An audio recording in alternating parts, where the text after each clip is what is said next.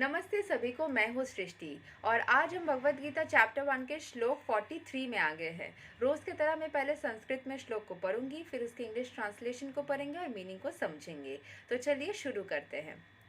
उत्सन्नाकुलधर्मणं मनुष्यानं जनार्दना नरके नियतं वसो भवतीति अनुशुश्रुमा।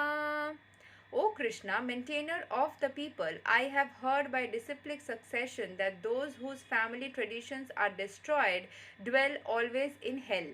तो ये कृष्ण भगवान को अर्जुन ने अपना और एक द्वंद्व से उनके सामने प्रस्तुत किया कि कृष्ण भगवान को बोल रहे हैं कि आप तो सभी के लाइफ को मेंटेन करते हैं।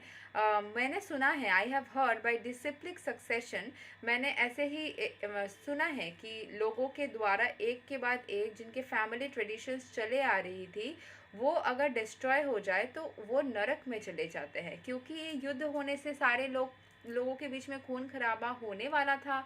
कुछ लोग उसमें अपना प्राण त्यागने वाले थे। ये तो मतलब होने ही वाला था, एक युद्ध में तो ये होता ही है और अर्जुन को ये बात पता थी।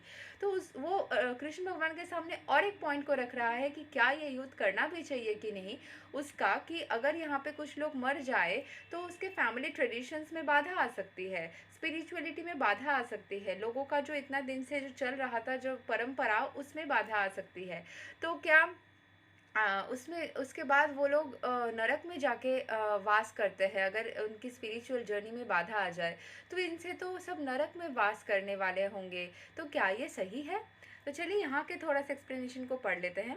Arjun bases his argument not on his own personal experience but on what he has learned from his authorities. Arjun को जो ये द्वंद्व उसने सामने रखा है कृष्ण भगवान के, वो इस बारे में रखा है कि वो खुद ऐसा नहीं सोच रहा है, वो कहीं ना कहीं से अथॉरिटीज से, अपने सीनियर्स से ये बात सीखा है। That is the way of receiving real knowledge. ये इसी तरीके से सीखते हैं कि हमने अपने गुरु से या अपने बड़ों से जो चीज़ सीखे हैं जनरली वैसे ही हम सीखते हैं। One cannot reach to real point of factual knowledge without being helped by the right person who is already established in the knowledge. अगर आप सही इंसान से, सही गुरु से अगर नॉलेज को एक्वायर नहीं करते हैं तो आपको कभी भी सही चीज़ नहीं सीखने को मिलेगी। ये तो बहुत ही नॉर्मल सी बात है। आप सही सोर्स से नहीं सीखोगे तो गलत जगह से सीखोगे तो गलत चीज़ सीखोगे। सही इंसान से, सही नॉलेजेबल सोर्स से आप चीज़ों को सीखोगे तो ऑब्वियसली आप बहुत ज़्यादा समझदार बनोगे, चीज़ों को की नॉलेज रहेगी आपके पास। There is a system in the Varnasrama institution by which before death one has to undergo the process of atonement for his sinful activities. एक प्यूरिफिकेशन के थ्रू जाते हैं कि आपने क्या क्या गलत किया है, क्या क्या सही किया है। मृत्यु से पहले आप वैसे एक प्रोसेस के थ्रू जाते हैं। One who is always engaged in sinful activities must utilize the process of atonement called प्रायश्चित। प्रायश्चित करते हैं ना लोग कि सारी ज़िंदगी भर ये गलत किया है, चलो पुण्य कमाने के लिए ये यहाँ पे यात्रा करते हैं, ये दान करते हैं, ये करते हैं। तो जो लोग सारा ज़िंदगी ही गलत कामों से जूझते आए हैं, खुद को संभाल नहीं पाए हैं, ऐसा अगर आप सोच के करेंगे कि मैं लास्ट में जाके प्रायश्चित कर लूँगा या कर लूँगी, अभी मैं कुछ भी कर सकता हूँ, तब तो बहुत मुश्किल हो जाएगी। लेकिन अपने बाई चांस अगर गलत भी कर दिया है तो आपको मृत्यु से पहले हर कोई कोशिश करता है, जब एंड की तरफ चले आते हैं, पता नहीं अभी कब मृत्यु होने वाली है किसी का, तो चाहे आज मैं बात कर रही हूँ, पता नहीं कब चल दूँ। तो ऐसा कभी कोई फिक्स टाइम नहीं रहता। ऐसे तो कोई भी जल्दी मरना नहीं चाहता, सबको लगता है कि वृद्ध होने के बाद ही वो जाएंगे, लेकिन कुछ भी प्रेडिक्टेड नहीं रहता है। तो प्रायश्चित एंड में जाके करने का जो सोच है वो भी थोड़ा रिस्की है। हर वक्त ही आपको, हर मोमेंट ही समझदारी के साथ चलना चाहिए ताकि हर मोमेंट ही प्रायश्चित बनता चला जाए और आप गलत कर्म कर भी लो तो उसको तभी सुधार लो ताकि डिले ना हो जाए। लेकिन इंसान का नेचर रहता है कि वो मृत्यु होगी इसी टाइम पे शायद, और उसके पहले ही करेंगे प्रायश्चित, ये सोच के रखते हैं। So without doing so one surely will be transfer to hellish planets. अगर प्रायश्चित नहीं किया तो ज़रूर ही उसको नरक में वास होगी, ऐसा माना जाता है।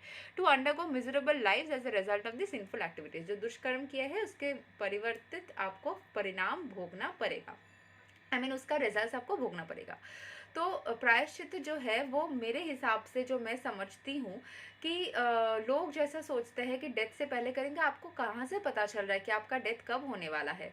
आप कुंडली विचार वगैरह भी करा सकते हैं, लेकिन क्या हमेशा ही कुंडली में लिखा रहता है कि कब आपकी मृत्यु होने वाली है? तब तो बहुत आसान हो जाती सबके लिए, है ना?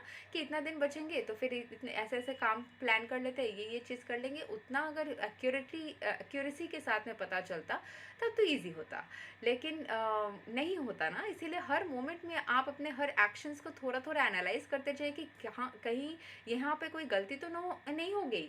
इसीलिए मैंने अपना पहले एक वीडियो में बोला था कि अगर आप किसी भी गिल्ट से निकलना चाहते हो, या आपको लगता है कि शायद आपने कोई गलत कर दिया है, कुछ गलत ही हो गई है, या फिर आपको पता ही नहीं है कि हुआ है कि नहीं, तो आप जब भी ऐसे ही बैठो तो आप खुद को भी माफ़ करो कि अगर मैंने किसी भी गलत चीज़ को कर दिया है तो मुझे पता भी है या नहीं है, पता है तो तब तो उसको मेंशन करके कर सकते हो कि मैंने ये कर दिया।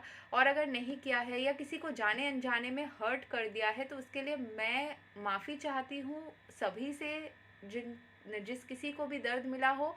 एंड मैं खुद को भी माफ़ करती हूँ, ईश्वर से प्रार्थना करती हूँ कि वो भी मुझे माफ़ करे, सही रास्ते में रखे। और किसी का अगर कुछ भी बात मेरे दिल में रह गया हो तो मैं उन लोगों को भी माफ़ कर देती हूँ।